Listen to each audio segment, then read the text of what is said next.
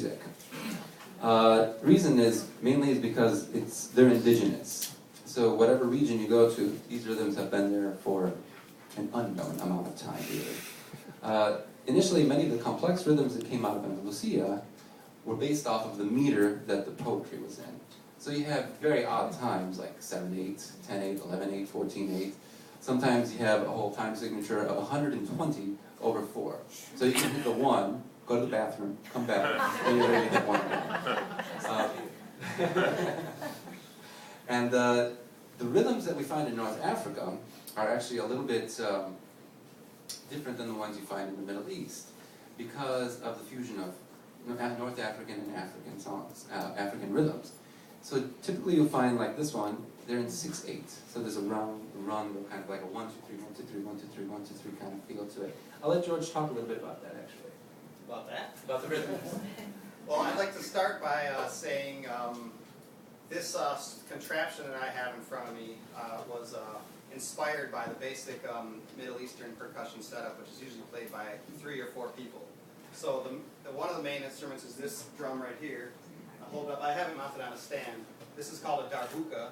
Normally these are made out of clay with the skin that they ideally use for this is from a stingray fish. And there's 2 kinds of that fish. There's the freshwater stingrays that swim into the Nile River, and then there's also just the saltwater stingrays, and they have a distinctly different tone to them. So the darbuka is one of the main ones, and then this little guy is the very important percussion instruments of the Middle East, and this is called a rick.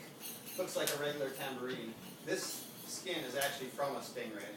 It's got a rough texture to it, and there's 5 sets of these jingles that they call zills on here. So I have the darbuka here, and I made myself my own tambourine right here with some jingles on it. So this is able to sort of simulate the way the rick is played, which is like this. So.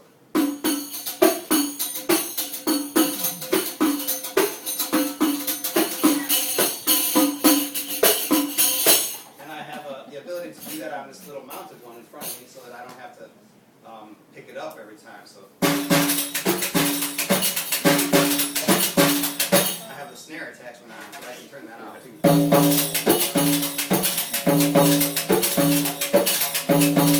So we got the darbuka, the rick, and then over here I have a frame drum, which can be called a bendir or a tar.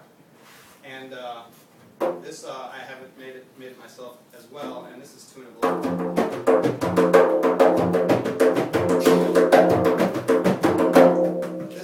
Little gadget over here was inspired by the modern hi-hat, which is 2 cymbals that come together. I put many little finger cymbals on there, which are the finger cymbals used by belly dancers. So I have that ability. And then finally a bass drum, which is also can be found all over the world and played by just one person. So I just combine them all into one, and I play them all by myself. Incidentally, George Modest, he made all of these. He's a wonderful drum maker, great wood. His drum sounds awesome. So, and it saves us a lot of money, so we don't have to hire more than one drummer. But getting back to the rhythms of the Middle East, Ronnie was mentioning one of our mentors, Najib, who was a Tunisian percussionist who was trained in art of Middle Eastern percussion at the conservatory in Tunis. And I met him. I was working as a pizza driver, and in walks this guy, and he's tapping on things, and he's also another driver. I'm talking to him like, what do you do? He's like, I'm a percussionist from Tunisia. I was like, really? Show me something. And I was like, tell me one thing. And he's like, dum dum espek dum espekes. And I was like, okay, what's that? And he's like, melody. That just got me hooked there because I had no idea what he was talking about. It turns out after working with him and learning from him, all the Middle Eastern rhythms have different names. So here we have like, maybe we call it a 6/8 beat or a 16th note beat. There they have all these different names that mean maybe this rhythm is from the country, this one is better for listening, and this one is everything all wrapped up into one. So that was what the melody was referring to. The melody was the name of that specific rhythm, doom, doom, s, tech, s. And those syllables that I'm saying are there's 3 different syllables, and they correspond to what I call the Middle Eastern rhythmic alphabet. So there's 3 letters in this alphabet. Doom, which corresponds to the low note, or on tambourine. Also could correspond to the bass drum. And then tech, which is a slap or an edge note. So tech, or same with the tambourine. Tech would be or a slap. And then S, which is it's the most overlooked of the 3, but it corresponds to the high cymbals here. And in the S place is where you do all your embellishments. So the doom and the tech formulate the rhythm, and the S fills out the spaces within the rhythm. So getting back to that, well, let's take another rhythm. The first song we played was a rhythm called Nawakt, and that was taught to me as tech, tech, doom, S, tech, doom, S. And that's a repeating series of 7 syllables. Tech, tech, doom, S, tech, doom, S. And that would be, the simple version on the tambourine would be tech, tech, doom, S, tech, doom, S. Tech, doom,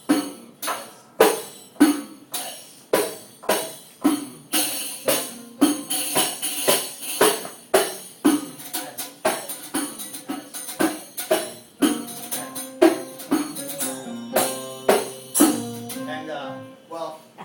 When I learned that from Najib, and here they are coming in with the song that we were playing, he taught us, starting with the 2 techs, just so that we would get the circularness of the rhythm in our head. Because when I started playing it along with songs, it always started on the doom after the 2 techs. So tech, tech, doom, S, tech, doom, S. So I had to actually sort of relearn that one to be doom, S, doom, S, tech, doom, S, doom, S, doom, S, tech, doom, S, and that rhythm is called Nawakt. The second song that was a part of that medley used a rhythm called Semai, and the Semai is a 10-8 or 10-4, depending on how you want to count it.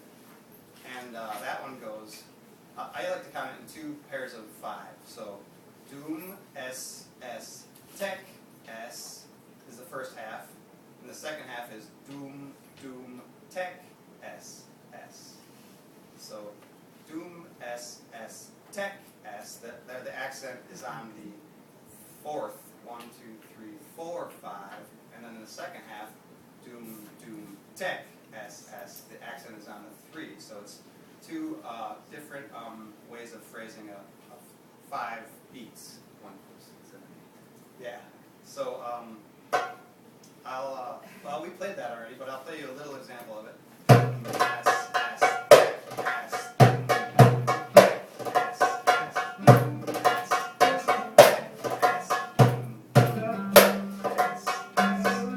and when I first learned it, I was just trying to count it like 1, 2, 3, 4, 5, 6, 7, 8, 9, 10. And my teacher Najib said, no, don't do it that way. Repeat the phrasing of the syllables in your head. And that's the way to properly learn these rhythms and really internalize them. He even had a meditation where you would hold your hands close to your heart and say, for the dooms you would go like this, and for the techs, techs and S's you would do that. So you'd be like, doom, S, S, tech, S, doom, doom, tech, S, S, doom, S, S. And that was really frustrating to me because I just wanted to play it. I just wanted to play the rhythm. I wanted to do this meditation thing. But when I actually did it a few times, it really allowed the rhythm to sink into my mind. And after that, I started looking at everything different. You know, I had this long rhythm in my head, and I started noticing like things about life that I didn't see before. So it was really interesting. Rhythm can do that. I want to just bring up one point. George just said, you know, that you have to